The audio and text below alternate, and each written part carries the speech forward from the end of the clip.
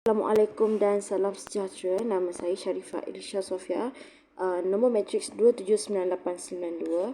Hari ini saya akan membentangkan untuk tugasan video refleksi saya, iaitu tentang wacana penceritaan. Tugasan ini diserahkan kepada Dr. Rohiza binti Halim.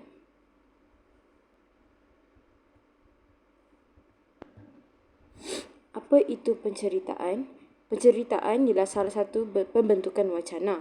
Selalunya dikenali kepada dua, iaitu fiksyen atau bukan fiksyen. Menurut William Leboeuf, teks cerita mestilah disusun mengikut peristiwa daripada pertama sehingga akhir. Disusun berstruktur dengan susunan klausa cerita yang memadankan setiap peristiwa dengan waktu kejadian. Menurut beliau juga, setiap penceritaan mestilah mempunyai 6 bahagian utama. Ini ialah 6 bahagian utama. Yang pertama ialah abstrak, iaitu pengenalan kepada cerita yang ingin disampaikan. Kedua ialah orientasi, di mana fasa pemberian maklumat tentang cerita yang ingin disampaikan. Yang ketiga ialah aksi, iaitu kejadian yang berlaku dalam penceritaan. Yang ketiga ialah evaluasi, iaitu objektif cerita yang ingin disampaikan. Yang kelima ialah penilaian, iaitu penyampai membuat penilaian bersama penerima. Dan yang terakhir ialah koda.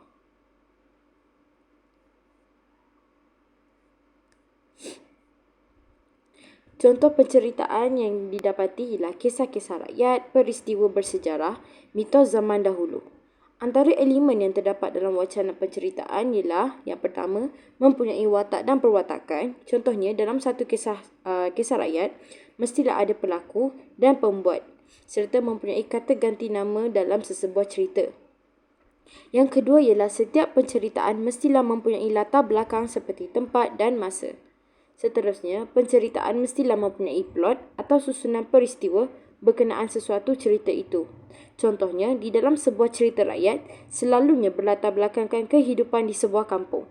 Selain itu, penceritaan juga mestilah mempunyai tema bagi sesuatu cerita yang ingin disampaikan. Seterusnya, mempunyai sudut pandangan dari pencerita seperti objektiviti dan kehadiran. Dan yang terakhir ialah mempunyai gaya bahasa.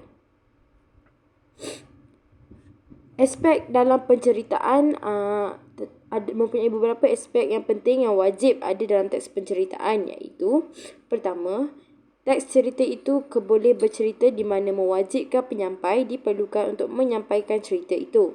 Ada peristiwa yang mempunyai nilai keboleh laporan berbanding peristiwa lain. Contohnya, seorang ahli politik bercerita tentang skandal yang berlaku dalam parti politik beliau.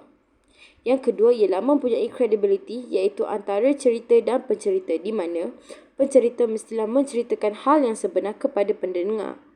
Kepentingan diri dalam penceritaan melibatkan penggunaan seperti teknik yang tidak memerlukan penceritaan mengubah mereka kepada kejadian yang berlaku. Hal ini adalah untuk menjaga sifat cerita dan credibility pencerita itu.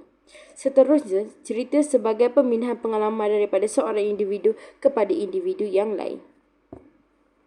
Kesimpulannya, penceritaan ini sangat penting di dalam proses pengajaran dan pembelajaran, terutamanya di dalam bahagian pembelajaran. Penceritaan ini biasanya menekankan konten atau isi. Kepentingan bercerita adalah dapat memotivasikan serta menimbulkan minat individu untuk bertanya dan mengkaji sesuatu persoalan dengan lebih jelas. Sekian, terima kasih.